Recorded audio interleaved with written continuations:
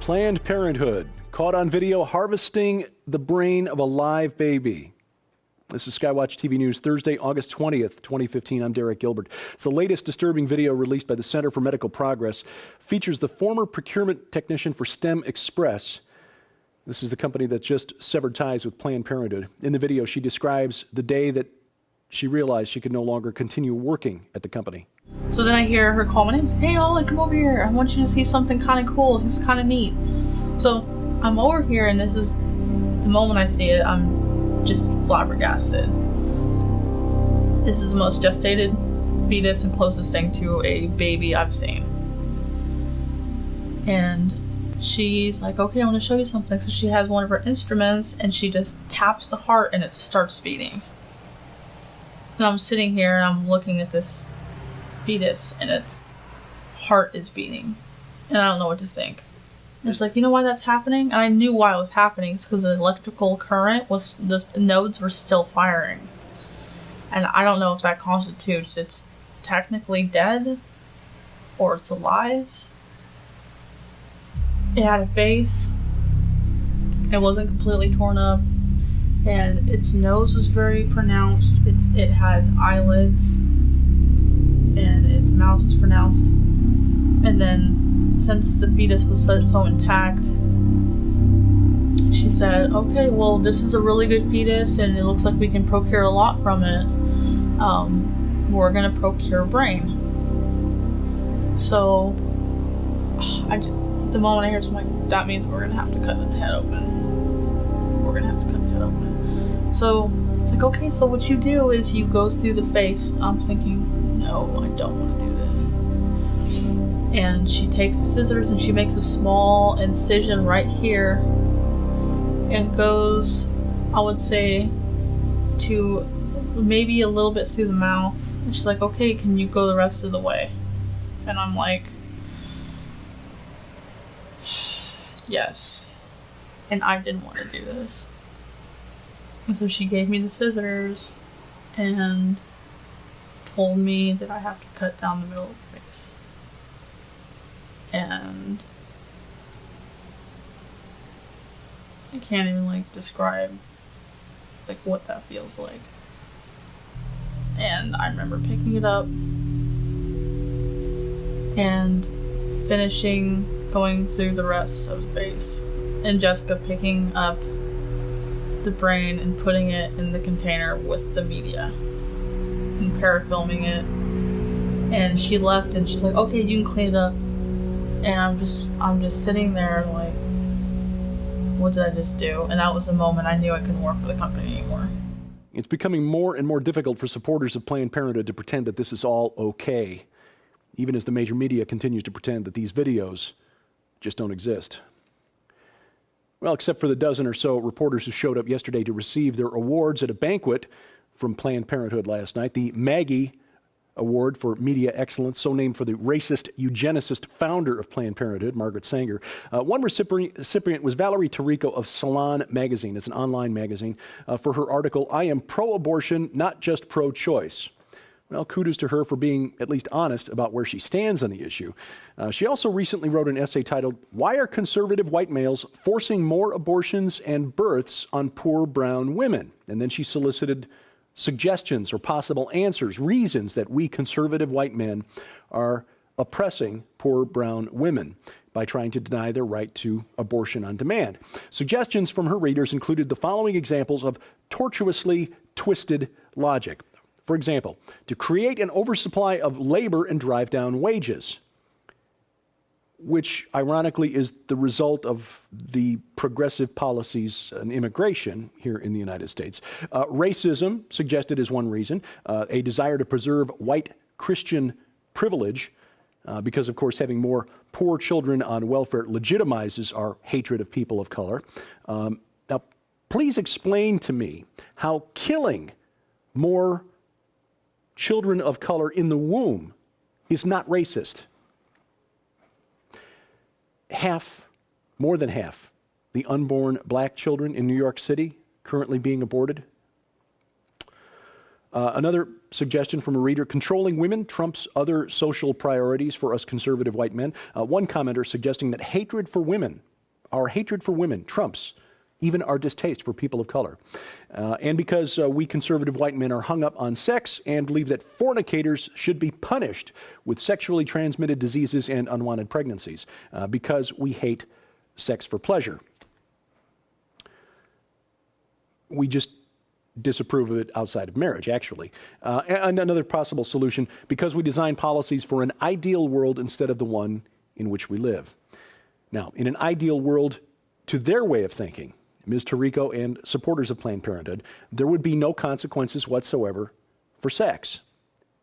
But rather than addressing the cause of the problem, which is unrestrained sex, they want to deal with their solutions to the problem, which involve killing unborn children. That's the world that they're trying to create, a world in which there are no consequences. It used to be when a baby came along, a man was pressured to do the right thing, step up and make an honest woman of the mother, marry her. Now, even if the marriage is unhappy, studies have shown that children in a family with a father and a mother, even if the marriage isn't particularly happy, are typically happier and more well-adjusted themselves than children from single-parent households. Nowadays, instead of stepping up and doing the right thing, even in a so-called shotgun wedding, a man is what? Responsible for writing a check for $500 to terminate the pregnancy? How is this better for women? How is this better for children? See, conservative Christians actually do have a reality-based worldview. We understand that there are always consequences for our actions, and that our actions are often motivated by selfish desires, which often get us into trouble. Now, skeptics, especially feminists, love to point to Ephesians 5:22 as an example for how we use the Bible to justify continuing the oppressive white patriarchy. Ephesians 5:22 says, "Wives, submit to your own husbands as to the Lord. For the husband is the head of the wife, even as Christ is the head of the church, his body, and is himself its Savior. Now as the church submits to Christ, so also wives should submit to everything to their husbands." But they never read the next verse, Ephesians 5:25. "Husbands, love your wives." Notice that wives are not commanded to love their husbands. "Love your wives as Christ loved the church and gave himself up for her, that he might sanctify her, having cleansed her by the washing of water with the word." In other words, husbands, men, we are commanded to love our wives in the way Christ loved us, being willing to sacrifice everything for our wives and for our children. That's the way God designed the family.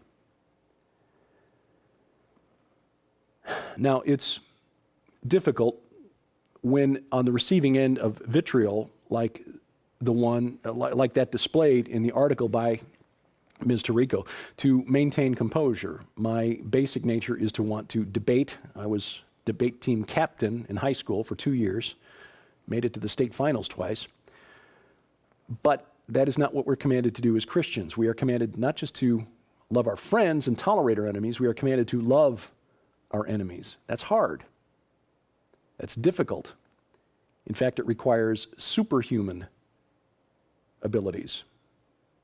Frankly, it's a standard we can't meet, which is why we need a Savior in Jesus Christ.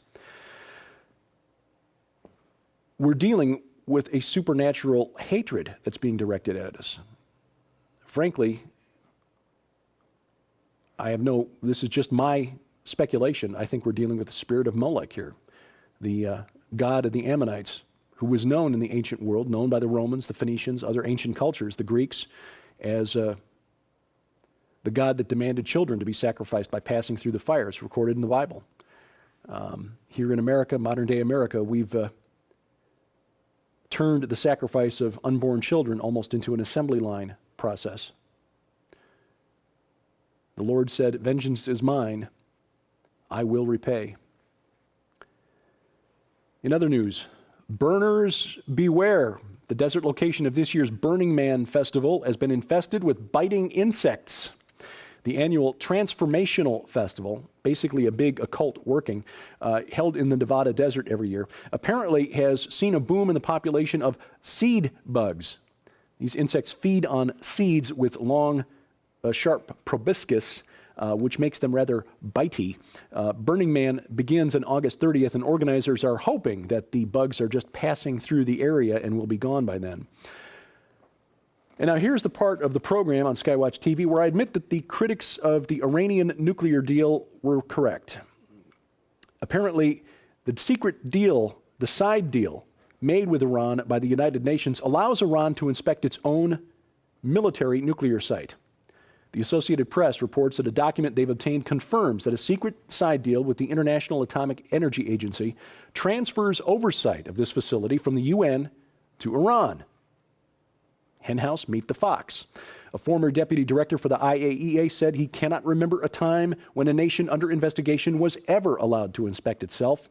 The IAEA, along with the U.S. and Israel, believes that Iran has used the Parachin military base to test high explosive detonators for nuclear weapons. Now, the White House has denied that any side deals exist, but you remember we reported Secretary of State Kerry testifying to the U.S. Senate said that no one from the Obama administration has actually seen the secret document. And he's gone on to say that we, the people, don't have a right to see it. And he's also gone on to say that if we don't give this deal a thumbs up, rather if Congress doesn't vote to approve the deal, we, the United States, run the risk of losing the dollar as a reserve currency for international trade with presumably biblical consequences. So I know that I have said that this deal might be the least bad option, not a best option, but the least bad option for dealing with a nuclear Iran. And there are still good reasons to believe that Iran is not as eager to use a nuclear weapon as some conservative commentators would like us to believe. But, having said all of that, this is just flat stupid. Other wars and rumors of war. The two Koreas traded rocket and artillery fire across the demilitarized zone yesterday. South Korea lobbed dozens of artillery shells across the border after North Korea launched a rocket at a village along the border. South Korea had just turned on loudspeakers, broadcasting propaganda aimed at North Korea. Russia and China teaming up for their largest naval exercise ever held in the Pacific Ocean. Joint Sea 2015 begins today and runs through the 28th of August, just in time for their sailors to make it to Burning Man. The exercise is held in the Sea of Japan and just off the coast of Vladivostok. And finally, courts in Tennessee reversed a policy change that I told you about yesterday.